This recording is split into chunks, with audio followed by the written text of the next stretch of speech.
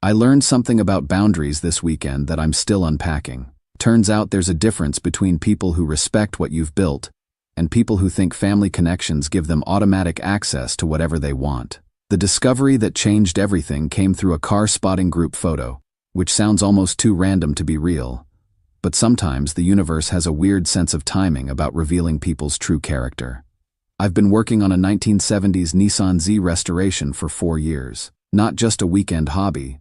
This has been my obsession, my stress relief, my pride and accomplishment rolled into one beautiful piece of machinery. Started in my garage when I was broke and working retail, kept going through apprenticeships and setbacks, finally finished it last spring when my custom auto shop started actually turning a profit. The car means something to people who understand the work involved.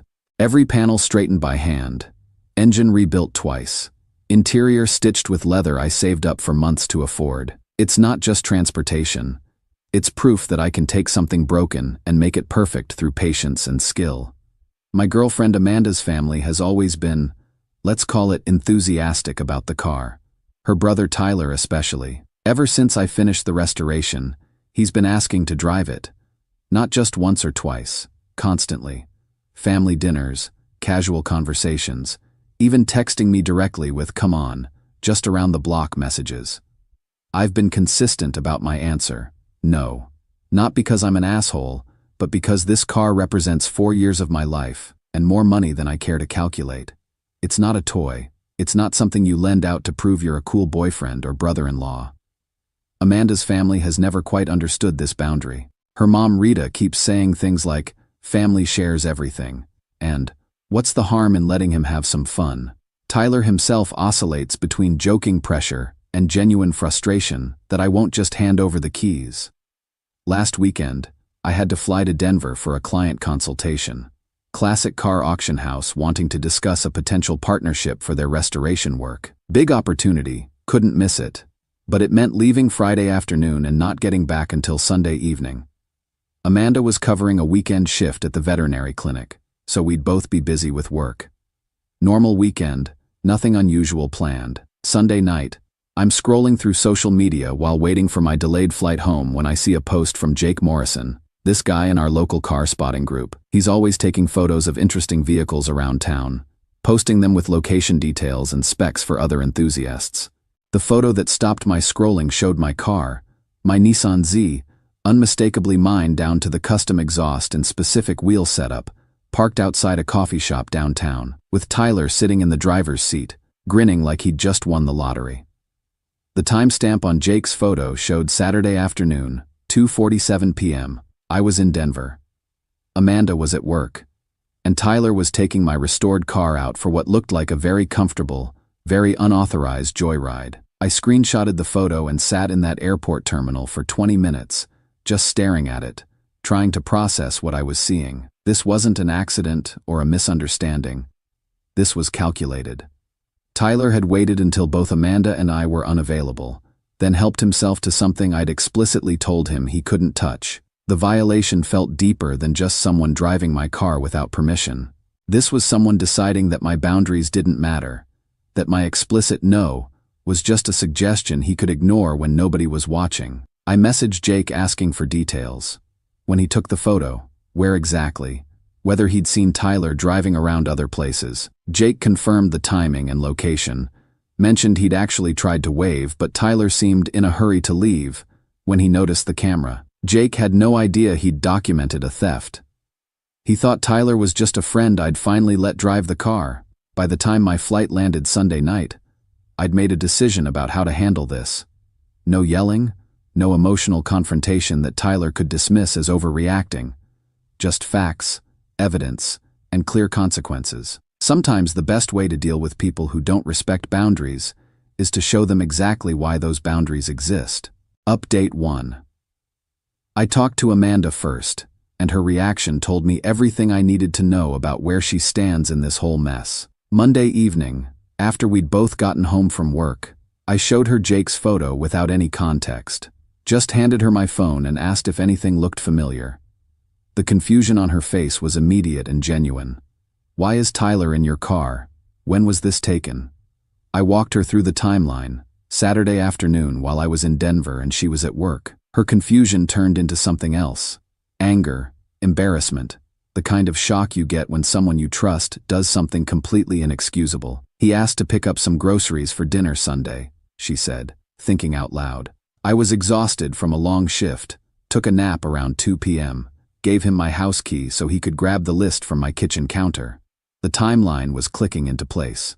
Tyler had legitimate access to Amanda's house, where my car keys were hanging on the hook by the garage door. What should have been a 30-minute grocery run had turned into a 2-hour unauthorized car show. Amanda immediately called Tyler. I could hear her side of the conversation from across the room, and it wasn't pretty. Don't lie to me, she said after Tyler's first attempt at an excuse. I have a photo of you driving Eli's car on Saturday. Explain that. There was a long pause. Then Amanda's voice got colder than I'd ever heard it. You took his keys from my house? Are you out of your mind? Another pause. No, you don't get to turn this around on me for not watching your behavior. You're 29 years old. She hung up and turned to me with this expression of genuine mortification. I'm so sorry, she said. I had no idea he would do something like this. I know how much that car means to you, and I know you've been clear about the boundaries. Here's what I realized in that moment. Amanda wasn't just apologizing because she got caught in the middle. She was genuinely angry that her brother had violated something important to me. She understood exactly why this mattered, and she wasn't trying to minimize it or make excuses. He's coming over tomorrow night, she told me. You're going to confront him face to face, with the evidence, and he's going to explain himself. The difference between Amanda's reaction and her family's usual "what's the harm" attitude was stark. She got it. She understood that this wasn't about being possessive or controlling. It was about basic respect for other people's property and boundaries. Tuesday evening, Tyler showed up looking like a man walking to his own execution. Amanda had clearly given him a preview of what he was facing, because the usual cocky confidence was nowhere to be found. I printed Jake's photo and laid it on the coffee table between us. No accusations, no yelling. Just the evidence and a question. Want to explain this? Tyler looked at the photo, looked at Amanda, looked back at the photo. The silence stretched for almost a full minute. Finally, I was going to tell you about it. When? Amanda asked. It's been 3 days. More silence. Tyler was realizing that there was no version of this story that made him look reasonable, no excuse that would explain away the calculated nature of waiting until we were both gone, taking the keys without permission, and spending hours joyriding around town. I just wanted to drive it once, he said finally. I thought if I was careful, if nothing happened, it wouldn't be a big deal. But you knew Eli would say no if you asked, Amanda pressed. Tyler nodded. That was the admission that confirmed everything I suspected. This wasn't impulsive. This was premeditated violation of boundaries he knew existed and chose to ignore. I let him sit with that admission for a moment, then explained the situation clearly. Tyler, what you did was theft. If something had happened, accident, breakdown, traffic stop, my insurance wouldn't have covered anything. You would have been liable for damages to a car worth more than you make in a year. His face went pale at the financial implications. But more than that, I continued, you decided that my explicit boundaries didn't matter when nobody was watching. That's not how you treat family. That's how you treat someone whose feelings you don't respect. Amanda nodded along with everything I said. Tyler just sat there, finally understanding the magnitude of what he'd done. The conversation ended with clear terms. This never happens again. He pays for a professional detail to ensure the car's in the same condition I left it, and he owes me a genuine apology, not just an "I'm sorry you're upset" deflection. He agreed to everything without argument. As Tyler was leaving, Amanda called her mother to explain the situation. I could hear Rita's voice through the phone, the initial "boys will be boys" tone shifting to something more serious, as Amanda laid out the legal and financial implications. Mom, he stole a car, Amanda said flatly. Stop trying to make this about family dynamics. This is about theft. By the end of that conversation, even Rita was apologizing. Watching Amanda handle her family's typical excuse-making was actually more reassuring than Tyler's apology. She wasn't just backing me up. She genuinely understood why this mattered, and wasn't willing to let family loyalty override basic respect. Update 2. The confrontation with Tyler resolved things on the surface, but it also triggered some deeper family dynamics that I wasn't expecting. Sometimes solving one problem reveals the real issue underneath. Tyler's been true to his word about the apology and the detail work. No arguments, no attempts to minimize what he did, just quiet acknowledgement that he crossed a line that shouldn't have been crossed. The car's in perfect condition, and he hasn't made any jokes or casual comments about driving it since, but his silence has been more telling than any excuse could have been. Amanda and I went to her parents' house for dinner last weekend, the first time I'd seen the whole family since the incident. The atmosphere was careful. Rita kept making overly polite conversation, Tyler barely looked in my direction, and Amanda's dad spent most of dinner asking detailed questions about my restoration work, like he was trying to demonstrate newfound respect for the craftsmanship. It felt performative, but I'll take performative respect over dismissive entitlement any day. The real test came when Rita pulled Amanda aside after dinner and asked if I was still upset about the car thing. Amanda's response was perfect. "Mom, it's not about being upset. It's about Tyler learning that boundaries exist for reasons."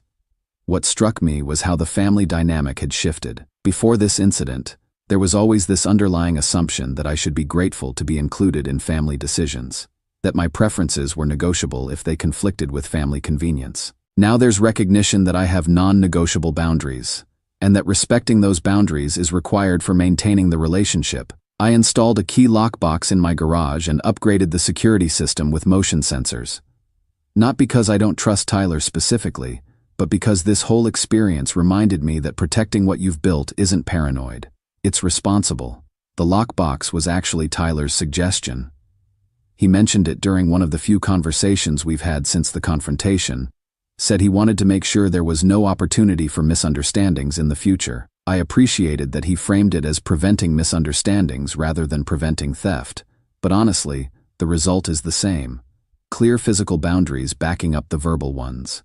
Amanda's been amazing through all this. She's established her own boundaries with her family about not pressuring me to be more flexible with my property, and she's made it clear that respecting me means respecting my decisions about my own stuff. "He's not asking to borrow your jewelry or your work tools," she told her mother. "Stop treating his car like it's family property." That conversation happened while I was in the garage working on a client's engine rebuild.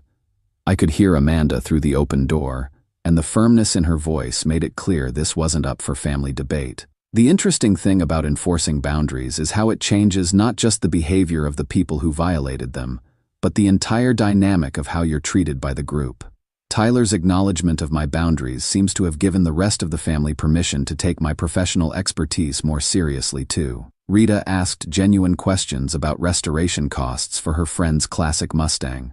Amanda's dad mentioned a neighbor who might be interested in my services. It's like proving I was serious about protecting one thing I'd built gave them confidence that I know what I'm talking about regarding all the things I build. The shop's been busier than ever, partly because word of mouth travels fast in the classic car community. Jake, the photographer who inadvertently provided my evidence, has been sending potential clients my way after seeing the quality of work I put into my own restoration. Sometimes standing up for yourself creates opportunities you didn't see coming. Tyler and I aren't best friends, and probably never will be, but there's respect now where there used to be assumption. He asks before touching tools in my garage. He listens when I explain technical aspects of the work I'm doing. He treats my expertise like something valuable rather than something he's entitled to access. The family dinners are more comfortable now too. Less pressure to prove I'm fun or flexible. More recognition that I'm someone with skills and boundaries that deserve respect. Amanda mentioned that Tyler told her he'd learned something about the difference between privilege and permission. "I thought being family meant automatic access," he said. "But Eli taught me that respect means asking, not assuming." Not bad for a lesson that started with unauthorized joyriding. Final update. I wasn't planning to update this story again, but something happened last weekend that felt worth sharing, especially for anyone who's wondered whether setting hard boundaries with family actually leads anywhere positive in the long run. 6 months out from the unauthorized joyride incident, my relationship with Tyler has evolved into something I didn't expect. Not friendship exactly, but genuine mutual respect based on earned trust rather than family obligation. The transformation didn't happen overnight. For the first 2 months, Tyler kept his distance entirely, polite at family gatherings but careful not to engage much beyond basic conversation. I could tell he was processing what had happened, figuring out how to interact with someone who'd proven that boundaries weren't suggestions. The shift started when I was working on a particularly complex transmission rebuild in Amanda's driveway. Client's '67 Camaro with some unusual modifications that required creative problem-solving. Tyler wandered over to watch, keeping respectful distance but clearly fascinated by the process. Instead of just observing silently, he started asking genuine questions. Not, "Can I help?" or "Can I try?" but "How do you know which gasket to replace?" and "What caused this kind of damage originally?" The questions showed he was actually trying to understand the work, not just gain access to it. Over the next few months, Tyler became a regular observer during my weekend projects. Always asked permission before entering the garage space. Always listened when I explained technical details. Never assumed he could touch tools or parts without explicit invitation. The respect he was showing wasn't performative.